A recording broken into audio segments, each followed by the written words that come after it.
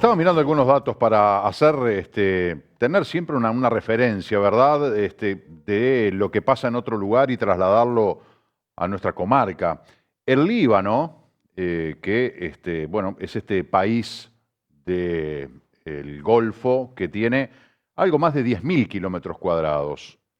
Tiene 6 millones de habitantes. La capital es Beirut, que es donde se produjo esta explosión en el puerto de Beirut, que tiene unos 100 kilómetros cuadrados. Calculen ustedes, Maldonado tiene 5.000 kilómetros cuadrados, Maldonado departamento. Bueno, Beirut tiene 100 kilómetros cuadrados, viven algo más de 360.000 personas. Y la explosión, allí tenemos un mapa que nos preparó nuestro editor Leo Cataldo para situarnos. Allí ven ustedes, este es el Golfo de la Bahía de San Jorge, sobre el Mediterráneo Oriental, ahí frente a la isla de Chipre.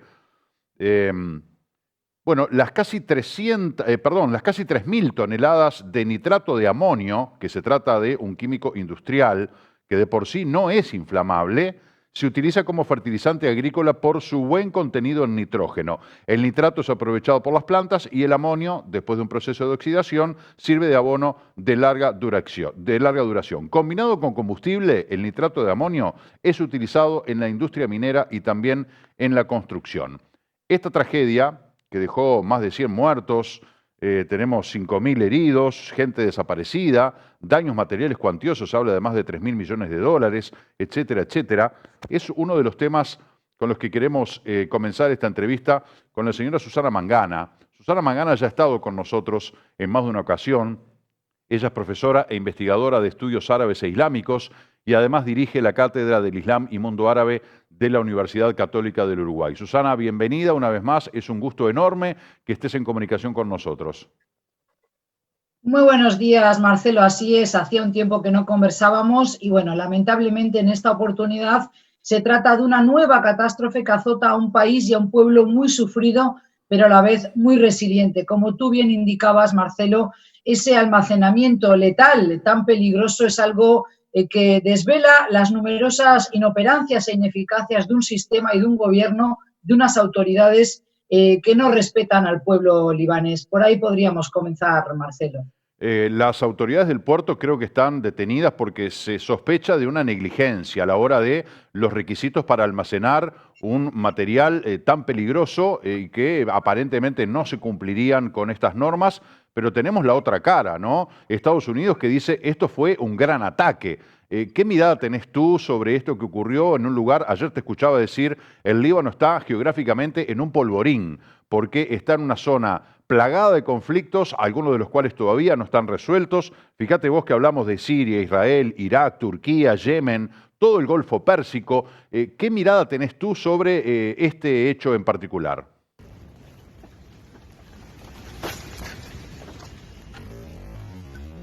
Sí, es un polvorín. Tenemos alguna dificultad para escucharte, Susana. No sé si será un problema del Zoom. Nosotros estamos viendo imágenes de lo que es la explosión, que obviamente hay cientos de videos que están circulando. A ver, Susana, a ver si te recuperamos. No, tenemos problemas con la señal del Zoom, ¿eh? No te puedo creer que nos tenemos que privar de entrevistar a Susana por Zoom. No, Susana, no logramos conectar, Las imágenes son impresionantes. Ese surrealismo, ¿no? Esa bola transparente blanca que se forma, que parece... Estoy aquí, Marcelo, ¿se me escucha Susana, ahí ahora? Bien, ahí te estamos escuchando. Vamos a intentar una comunicación telefónica con Susana Mangana porque de ninguna manera podemos perder esta entrevista y evidentemente la comunicación vía Zoom está un poco complicada. Alguien ha dicho por ahí, esto es gente de la propia zona del Líbano, ¿no? Esto es similar a Hiroshima y Nagasaki, esas terribles bombas atómicas que lanzó Estados Unidos sobre estas ciudades hace 75 años. Hoy se cumple un aniversario de la tragedia de Hiroshima y el 9 de agosto el aniversario también número 75 de la tragedia de Nagasaki, que costó la vida a miles de personas y las consecuencias hasta el día de hoy se padecen. Hay otros que dicen, no, esto del Líbano, esto que estamos viendo fue un 10% del potencial destructivo que tuvieron las bombas atómicas de Hiroshima y Nagasaki. De todas maneras, también expertos hablan de que esta es la explosión no nuclear más grande de la historia, porque ahí vemos una cantidad de energía liberada a partir de esa explosión que destruye vidrio. Fíjate desde el mar, fíjate cómo se ve. Realmente, parece una película de ciencia ficción. ¿Viste cuando genera esos efectos de una explosión devastadora? Bueno, esto una vez más, el refrán aquel, o el dicho popular, de que la realidad supera a la ficción. Susana, estamos en comunicación telefónica contigo ahora. Bueno, yo hacía referencia a que tú señalabas de que el Líbano, Beirut, está en medio de un polvorín desde el punto de vista geográfico, porque tenemos allí venimos de el Líbano viene de una guerra civil de 15 años que terminó a principios de los 90, pero sucesivamente, tú hablabas de resiliencia, sucesivamente se ha visto enfrentada a conflictos bélicos realmente muy crueles, y además ahí tenemos un enclave donde está Siria, Israel, Irak, Turquía, Yemen, todo el Golfo Pérsico, que es una situación conflictiva de hace muchos años. ¿Cómo ves tú este episodio que ocurre, que muchos dijeron esto es un ataque terrorista, inmediatamente salieron a decir que había sido accidental? Correcto, y como tú ya has resumido bien, hay distintas hipótesis que se barajaron, para mi gusto, demasiado apresuradamente. Yo creo que es imperdonable que el presidente del país más importante a nivel de relaciones internacionales, a nivel de la injerencia también que hay de Occidente siempre abusiva en aquella región de Oriente Medio, haya salido apurándose, incluso antes de escuchar las opiniones de sus generales del Pentágono, me refiero al presidente Donald Trump de Estados Unidos, a decir que probablemente fue una bomba.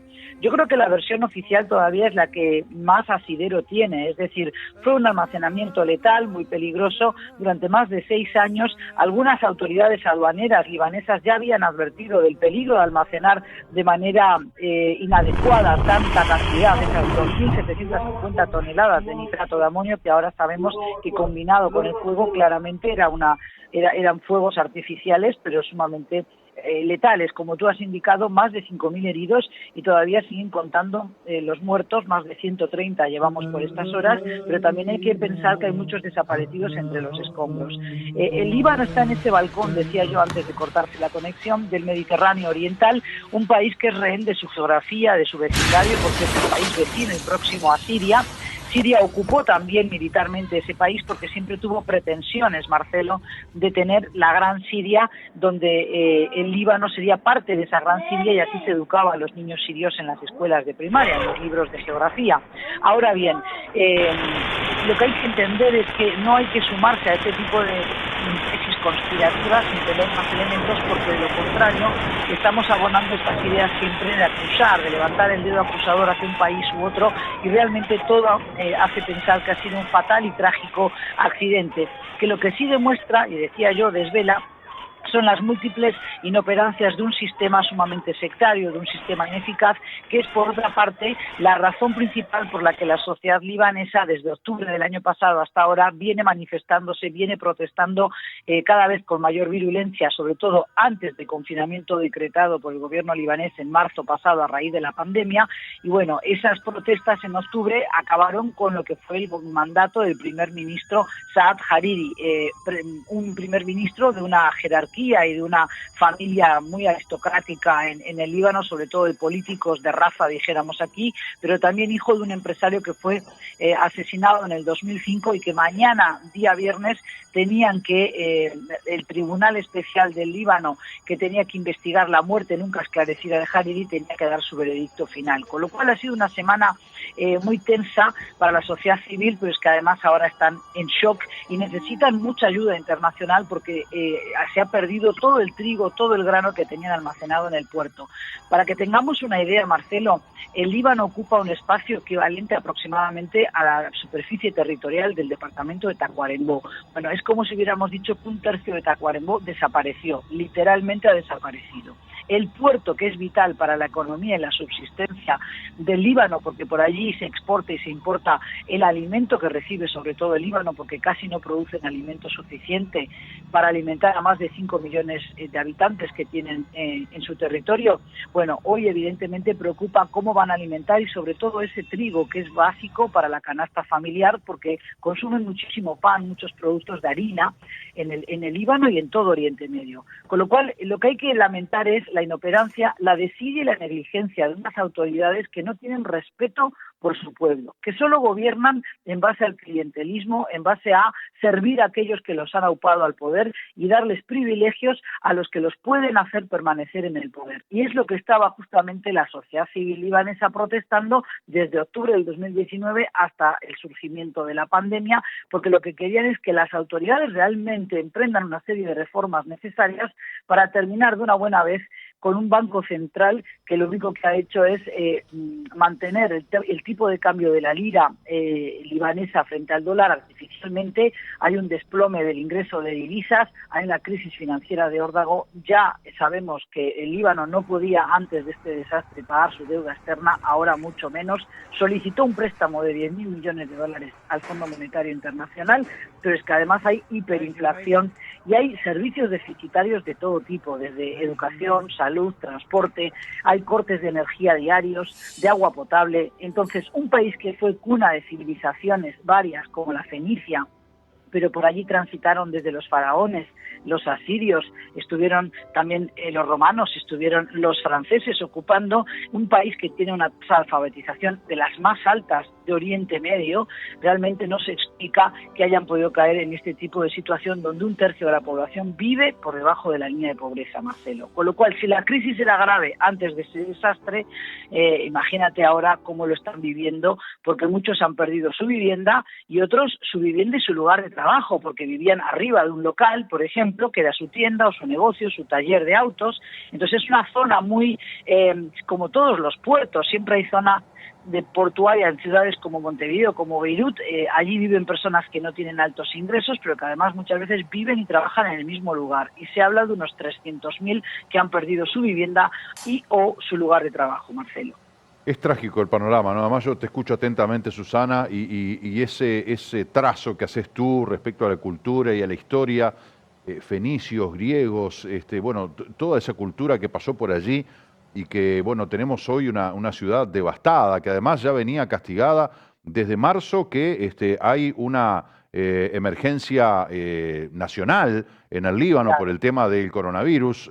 Los registros hablaban de 68 muertos y unos 5.000 casos. No son cifras exponenciales, pero de todas maneras para un país con todas esas carencias que señalabas tú, entre ellas el sistema de salud, es un golpe muy duro. Inclusive ahora dicen, tuvieron que montar campañas o tiendas de campaña en las calles para atender a los heridos porque los hospitales tenían su capacidad ya colmada por el COVID.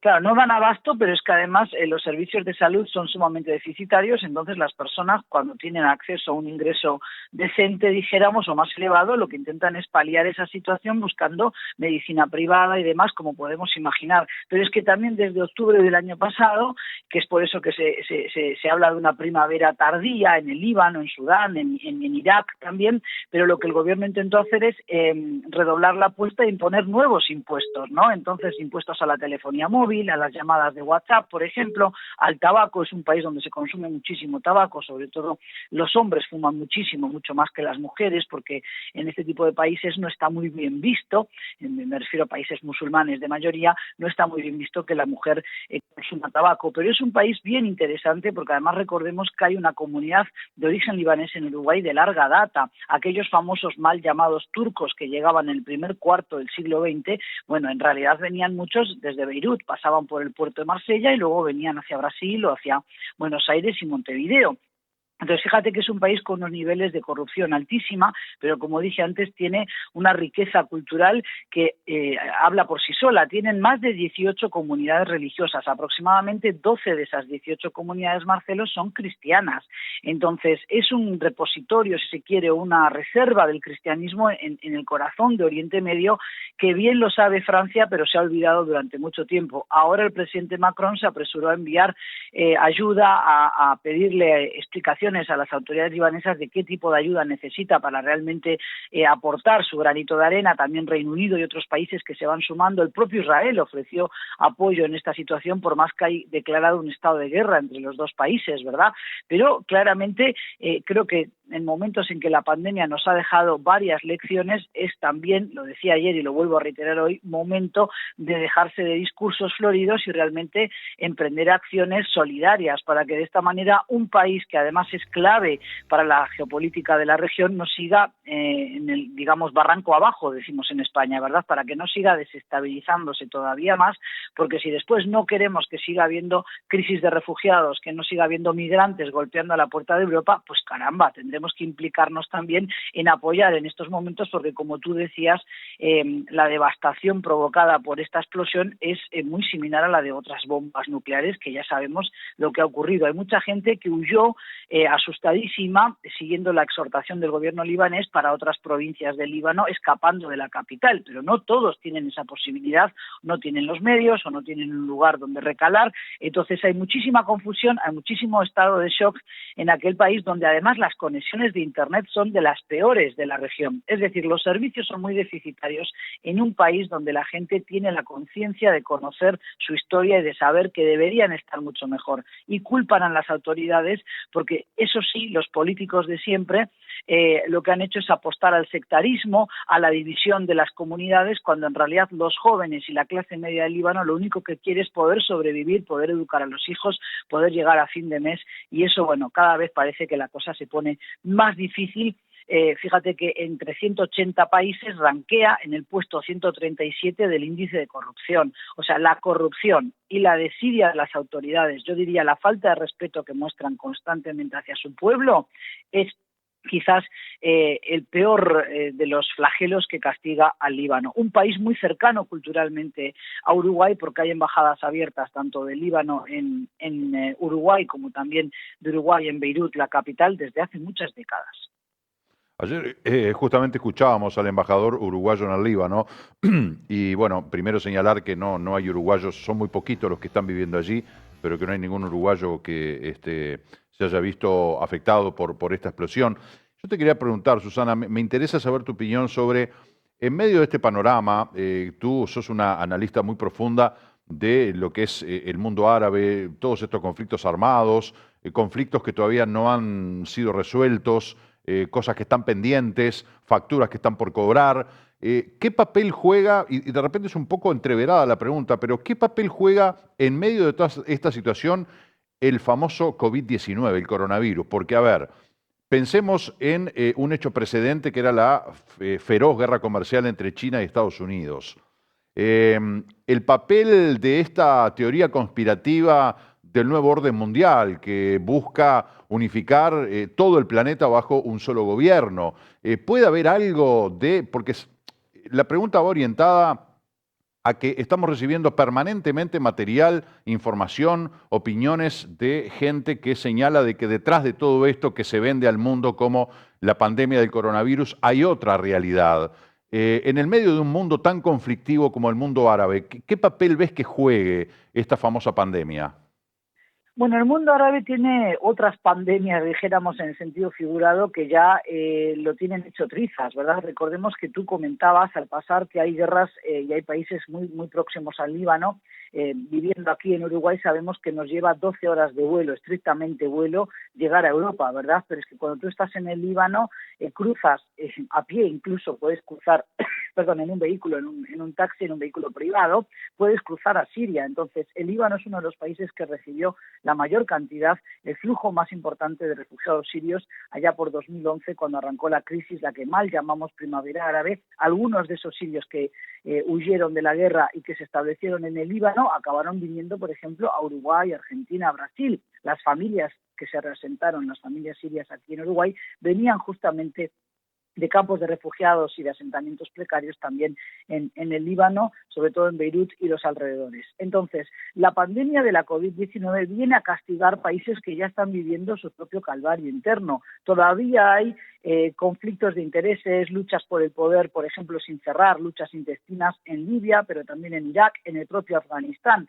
Estados Unidos anuncia retiradas, pero son siempre retiradas parciales. ¿Por qué, Marcelo? Pues porque no puede abandonar un territorio que sigue siendo vital para el suministro de hidrocarburos, sobre todo petróleo para el mundo. Por el Golfo Pérsico, es decir, por el Estrecho de Hormuz, transita el 48% del petróleo que se consume en el mundo, con lo cual siempre vas a tener a la quinta flota naval estadounidense allí varada en aguas del Golfo Pérsico frente a las costas de Manama y de Bahrein, de la capital del pequeño reino de Bahrein en el Golfo Pérsico, vigilando esas aguas y vigilando que Irán, por ejemplo, no cierre ese estrecho de Hormuz.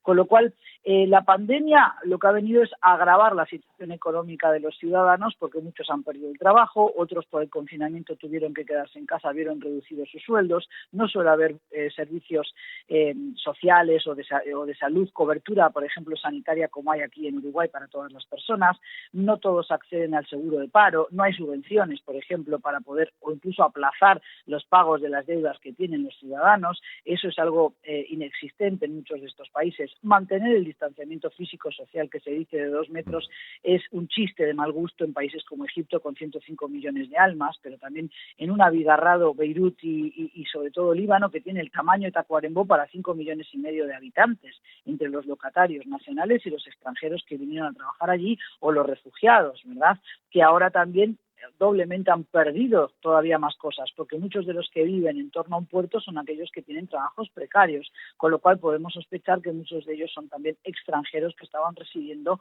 transitoriamente, temporalmente en el Líbano. Pero en el caso de países del Golfo Pérsico que tú antes mencionabas, las monarquías petroleras árabes como Arabia Saudí, Qatar, Emiratos Árabes Unidos, lo que ha demostrado la COVID-19 es que realmente los planes de nacionalización del sector laboral tienen que intensificarse. ¿Qué quiere decir esto? Países como Omán, por ejemplo, ya han dado órdenes a los empresarios del país para que no renueven contratos de trabajo a ciudadanos que provengan de Bangladesh o de Sri Lanka o de otros países de Asia, porque entienden que hay que fomentar el empleo de los nacionales. Pero claro, en países donde se ha dado mucha cuerda, donde se han dado generosamente muchas ayudas a los nacionales y se ha dejado rienda suelta, pedirles ahora que hagan trabajos menores o trabajos administrativos, por ejemplo, no es fácil, no es de un día para el otro. Susana. Cuando a las mujeres... Sí.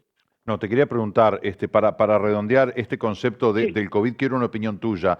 ¿Es un tema de creación de laboratorio? ¿Es un tema de transmisión de los animales a los humanos?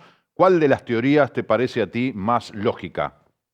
Mira, yo como académica tiendo a ir con hechos y analizar la historia reciente y poder proyectar más el futuro, con lo cual no suscribo tesis conspirativas. Creo que no sabremos bien nunca cómo surgió ese virus, pero a mí lo que me importa es el efecto y el resultado de ese virus, y creo que el virus está ahí, no se va fácilmente, se propaga de manera muy sencilla y muy rápida, vertiginosa, con lo cual lo que a mí, mi opinión, me importa es decir, tenemos que cuidarnos, pero tenemos que cambiar algunos paradigmas que veníamos potenciando rápidamente, como era ese consumo desenfrenado, como era el pensar solo en nosotros, los individualismos, y de una buena vez por todas comprender que la globalización no es algo que imaginaron unos locos sueltos, sino que está ahí, que algo que empezó en Wuhan, se nos dice, terminó llegando hasta la Patagonia, con lo cual tenemos que realmente sumarnos a ese concepto de ciudadanía global, y para eso hay que educar a nuestros jóvenes, que es en lo que estamos, en mi caso, por ejemplo, en las clases que he visto, como tú decías, al igual que Andrea, supongo, en la Universidad Católica, intentaremos abrir cabeza, intentamos ayudar a los jóvenes a aprender a pensar, que ya es un gran desafío, no a memorizar, porque está todo cada vez más digitalizado, por tanto el conocimiento está ahí para ser usado, pero hay que saber pensar y saber qué hacemos con ese conocimiento. Excelente, Susana. Tenemos que cerrar la entrevista. Yo te agradezco muy especialmente que nos hayas atendido. Es, la verdad, un lujo escucharte. Bueno, Marcelo, lamentablemente me ha funcionado muy bien el Zoom, realmente en todas las clases que doy. Hoy se ve que decidió jugarnos una mala pasada, te pido disculpas por ello. Por favor. Me gusta mantener este tipo de entrevistas. Lo valioso era tener tu testimonio y eso lo logramos. Te mando un saludo cariñoso, Susana. Otro para ti, un abrazo muy afectuoso para ti y para toda la audiencia. Muchísimas gracias, hasta pronto. Bueno, Susana Mangana, esta mujer, bueno, que es experta en todo lo que es el mundo árabe, que además, como les decíamos, dirige la Cátedra del Islam y Mundo Árabe en la Universidad Católica, que una vez más estuvo hablando con nosotros sobre la verdad que complejo mundo árabe, con unos intríngulis allí que tienen muchas facetas, muchas etapas, muchas capas, y que ella, la verdad que además de que domina el tema ampliamente, logra explicarlo para que, bueno, lo podamos comprender, los comunes, la mayoría de la población, podamos entender de qué se trata un conflicto que tiene muchísimas décadas, una cadena de conflictos y que además tiene ramificaciones y puntos de conexión en distintas partes del planeta. Hacemos una breve pausa, ya venimos para cerrar esta mañana.